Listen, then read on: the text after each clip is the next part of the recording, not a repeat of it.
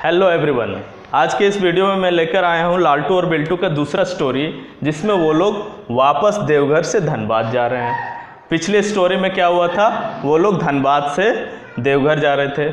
जिन लोगों ने उस स्टोरी को नहीं देखा है, डिस्क्रिप्शन में उसका लिंक दिया हुआ है, जाके वॉच कर सकते हैं। अब आइए यहाँ पर देखते हैं क्या हो रहा है।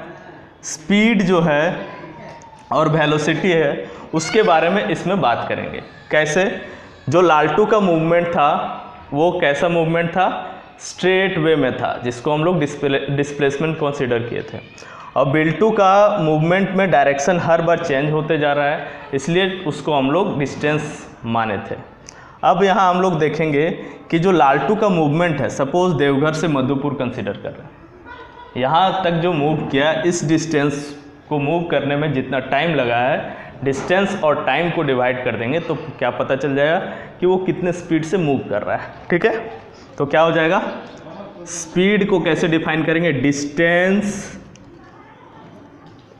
Per unit time.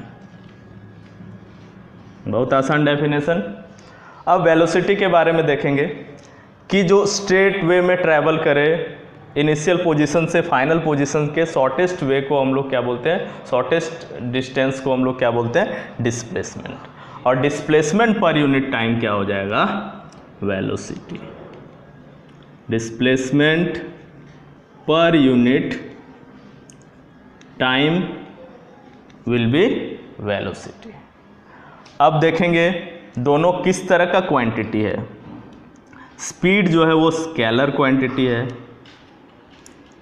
और वेलोसिटी जो है वो वेक्टर क्वांटिटी है।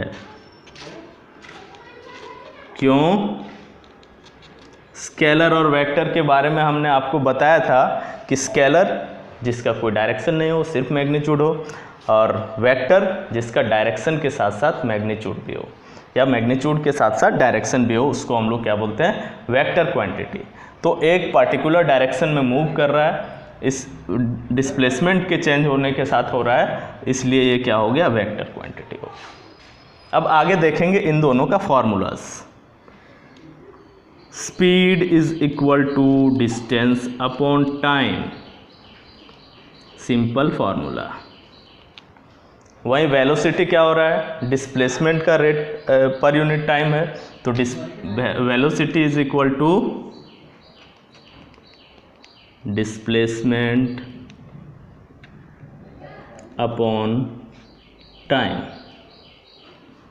अब दोनों के एसआई यूनिट का बात कर लेते हैं। एसआई यूनिट क्या होता है, एक स्टैंडर्ड यूनिट डिफाइन किया गया है, जो अलग अलग के लिए अलग होता है। जैसे टाइम के लिए सेकेंड, डिस्टेंस के लिए या डिस्प्लेसमेंट के लिए क्या हो जाएगा, मीटर, और मास के लिए केजी। इसी तरह अलग अलग एसआई यूनिट डिफाइन किए गए हैं। अब हम लोग बात करेंगे स्पीड का SI unit. SI unit of speed is equal to, distance के लिए क्या हो गया, मीटर, टाइम के लिए क्या हो गया, सेकेंड। तो क्या लिखेंगे इसको, मीटर पर सेकेंड। इसको ऐसे भी लिखा जा सकता है, ms⁻⁻1। वेलोसिटी का भी ऐसा यूनिट सेम हो जाएगा, that is metre per second. क्यों, क्योंकि डिस्प्लेसमेंट के लिए भी मीटर है और टाइम के लिए सेकेंड है, तो ऐसा यूनिट सेम हो गया, मीटर पर सेकेंड। अब आगे एक और टर्म है, average speed and average velocity. जो मूव किया है देवघर से धनबाद बिल्टू, वो क्या हुआ है, कुछ यहाँ से यहाँ तक डिस्टेंस कुछ था और उसके लिए एक पार्टिकुलर टाइम लगा था। यहाँ से यहाँ तक डिस्टेंस कुछ था, उसके लिए एक पार्टिकुलर टाइम लगा था। और गिरिडीह टू धनबाद के लिए डिस्टेंस कुछ था, उसके लिए एक पार्टिकुलर टाइम लगा था। तो इन सारे डिस्टेंस को अगर ऐड कर दिया जाए और जितना टोटल टाइम लगा उसको ऐड किया जाए और इन दोनों को डिवाइड किया जाए, टोटल डिस्टेंस और टोटल टाइम को, तो क्या निकल के आएगा, एवरेज स्पीड। तो एवरेज स्पीड क्या हो गया, total distance upon total time. वहीं पर एवरेज वेलोसिटी क्या हो जाएगा, एवरेज वेलोसिटी हो जाएगा डिस्प्लेसमेंट या total displacement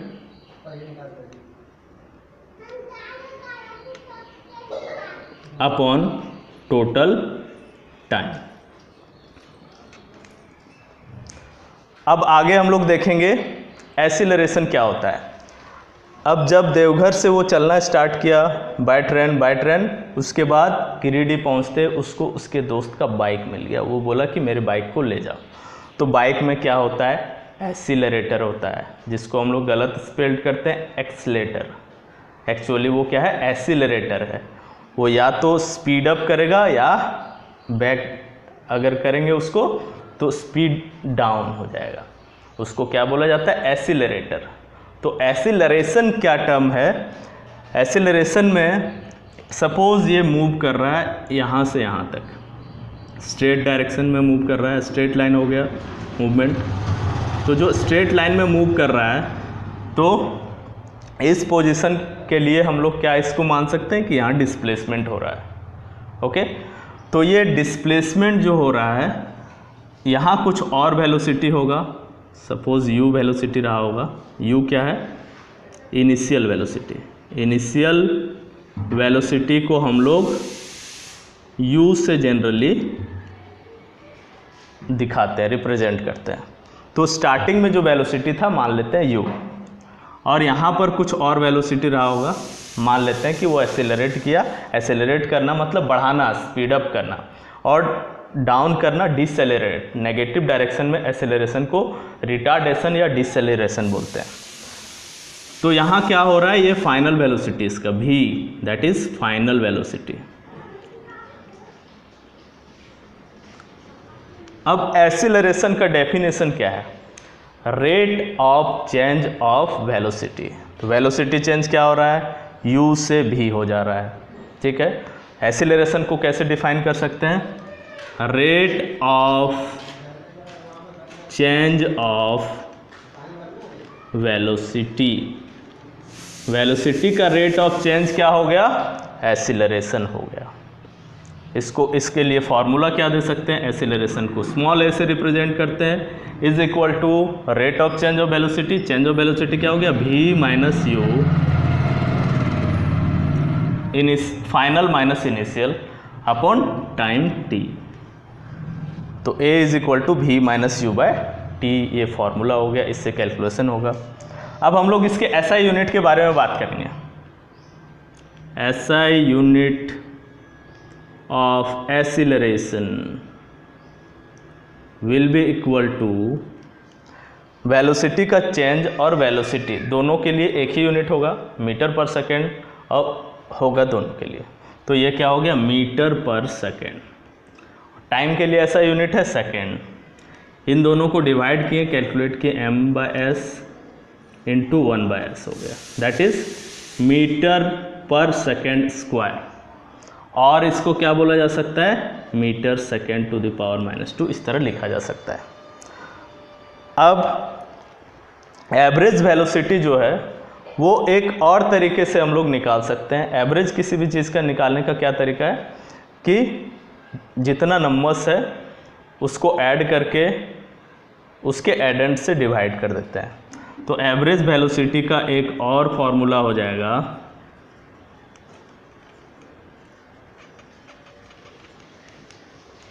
u plus v upon 2, initial velocity plus final velocity upon 2। अब इन सारे का यूज़ करके जो फॉर्मूलाज दिया हुआ उसके बेसिस पर हम लोग कुछ कैलकुलेशन कर लेते हैं।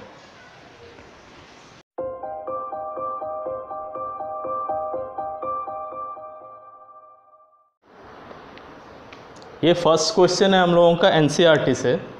क्वेश्चन में बोला गया कि अब्दुल अपने घर से स्कूल की ओर जाता है, उस समय उसका average speed 20 kilometre per our है, और जब वापस आता है तो ट्रैफिक कम होने के कारण average speed 30 kilometre per our हो गया। उसके पूरे ट्रिप का एवरेज स्पीड क्या होगा वो कैलकुलेट करना है। तो सबसे पहले हम लोग डिस्टेंस मान लेंगे, उससे घर से स्कूल तक का या स्कूल से घर तक का एक ही होगा दोनों, x किलोमीटर। अब उसके बाद टाइम कैलकुलेट करेंगे, क्योंकि टाइम का ज़रूरत पड़ता है एवरेज स्पीड कैलकुलेट करने के लिए।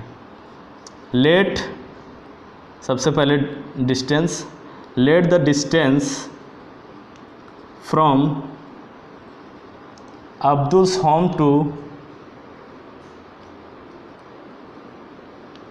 Home to school be x kilometre. Time निकालेंगे, first time t1, time taken to reach school, घर से स्कूल पहुंचने का t1 मान लेते हैं इसको, is equal to distance upon speed, distance upon speed हो जाएगा टाइम। डिस्टेंस कितना दिया हुआ है x किलोमीटर और स्पीड कितना दिया हुआ है 20 किलोमीटर पर आवर, तो x अपॉन 20 r हो गया टाइम t1। अब time taken to reach home, इसको t2 मान लेते हैं, ये भी डिस्टेंस अपॉन स्पीड हो जाएगा, इज इक्वल टू डिस्टेंस कितना है, दोबारा डिस्टेंस वही है x और स्पीड कितना है 30 kilometre per our bye 30r। अब क्या करना है, एवरेज स्पीड कैलकुलेट करना है। एवरेज स्पीड का फॉर्मूला क्या होता है, total distance upon total time, total distance upon total time. तो टोटल डिस्टेंस क्या है x प्लस x, दोनों तरफ का डिस्टेंस को ऐड करेंगे अपॉन टोटल टाइम।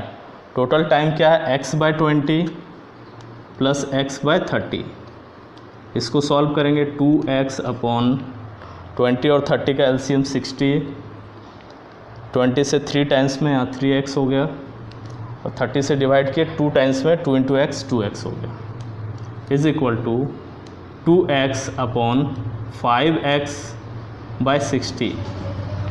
इसको हम लोग फर्दर लिख सकते हैं 2x into 60 upon 5x, x से x कैंसिल, 5 से 12 टाइम में कैंसिल होगा और 2 इंटू 12 24 किलोमीटर पर आवर, ये आंसर होगा। सेकेंड क्वेश्चन भी एनसीईआरटी इन टेक्स्ट का है। ये क्वेश्चन क्या है कि एक बस जो है वो अपने स्पीड को डिक्रीज़ करता है 80 kilometre per hour to 60 kilometre per hour in 5 second. 5 second में बस का स्पीड डिक्रीज़ हो जाता है 80 किलोमीटर पर आवर से 60 किलोमीटर पर आवर। तो दोनों एक ही यूनिट में रहना चाहिए, स्पीड और टाइम। तो हम लोग टाइम को चेंज कर लेते हैं आर में, इन दोनों को रहने देते हैं किलोमीटर पर आवर में, क्योंकि एक को कन्वर्ट करना ज़्यादा इजी है। तो सबसे पहले क्या दिया हुआ, ये इनिशियल स्पीड है बस का, या इनिशियल वेलोसिटी बोल सकते हैं। स्ट्रेट लाइन में ट्रैवल कर रहा है तो initial velocity, initial velocity u is equal to 80 kilometre per hour and final velocity v is equal to 60 kilometre per hour. Time कितना लगा है, time t is equal to 5 second, इसको r में कन्वर्ट कर लेंगे। कैसे करेंगे, डिवाइड करके 60 इंटू 60, ये r में कन्वर्ट हो गया, that is 5/3600 r। Acceleration calculate करने का क्या तरीका, a is equal to v minus u upon t. v is 60, u is 80 and time is 5/3600। ये आगे चल के हो जाएगा 60 माइनस 80 इज़ -20 इंटू 3600 बाय 5 से 20 कैंसिल हो जाएगा 4 टाइम्स में, -4 into 3600 is 14400 kilometre per r square. Kilometre per r square unit है, किसका? एक्सीलरेशन का। And this is our answer.